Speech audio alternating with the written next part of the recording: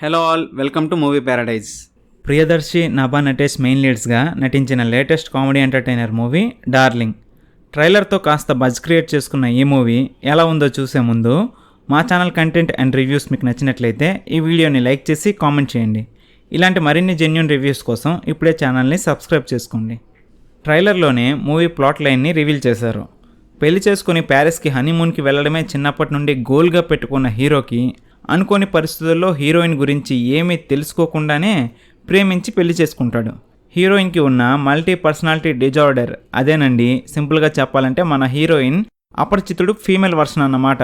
దానికి fun add చేసి జనాల్ని ఎంటర్టైన్ చేద్దాం అనుకుంటే అది క్వారంటైన్ అయింది. బయటికి వెళ్ళలేం, లోపల ఉండలేం.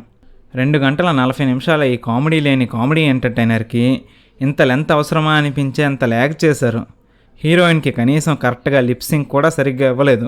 తన పెర్ఫార్మెన్స్లో న్యాచురాలిటీ లేదు. కొన్ని సీన్స్లో భలే చేసిందిరా అనుకునే లోపే నెక్స్ట్ సీన్ని గంగార్పణం చేసేశారు. ప్రియదర్శి పర్ఫార్మెన్స్ బాగుంది.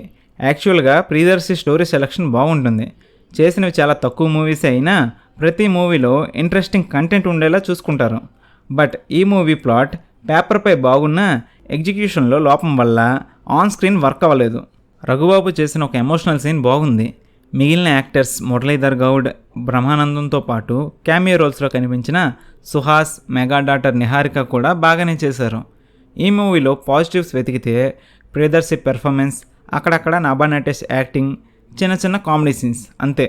నెగిటివ్స్ మాత్రం స్టోరీ అండ్ హీరోయిన్ క్యారెక్టర్ని పెర్ఫామ్ చేయడానికి కూడా కొంచెం కష్టం అనిపించేలా రాసుకున్నారు. మల్టీ స్ప్లిట్ పర్సనాలిటీ డిజార్డర్ హీరోయిన్కి రావడానికి లోన్లీనెస్ కారణమని సింగిల్ లైన్లో తేల్చేశారు. అన్ని పర్సనాలిటీస్ ఒక వ్యక్తిలోకి రావడానికి రీజన్స్ కానీ పే ఆఫ్స్ కానీ ఏమీ లేవు.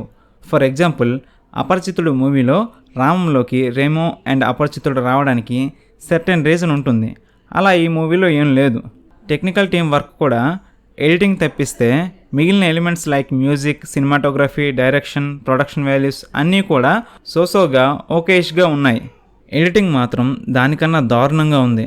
అంత ల్యాగ్ సీన్స్ జస్ట్ ఓకేగా ఉన్న కామెడీ మూవీలో అవసరమా అనిపిస్తుంది. దాదాపు 1 hour 25 minutes ఫస్ట్ హాఫ్, ఇంకో 1 hour 20 minutes second half. Editor పెద్దగా కష్టపడకుండా మూవీ ఆడియన్స్ మొహాన కొట్టాడు. టోటల్గా ఈ మూవీని ముక్కలుగా చేసి ఎపిసోడ్కి ఒక ట్విస్ట్ పెట్టి ఏ ఓటీటీకో అమ్మేసుంటే ఇంకా మంచి రెస్పాన్స్ వచ్చేదేమో. ఈ మూవీకి movie Paradise rating 2.25 out of 5.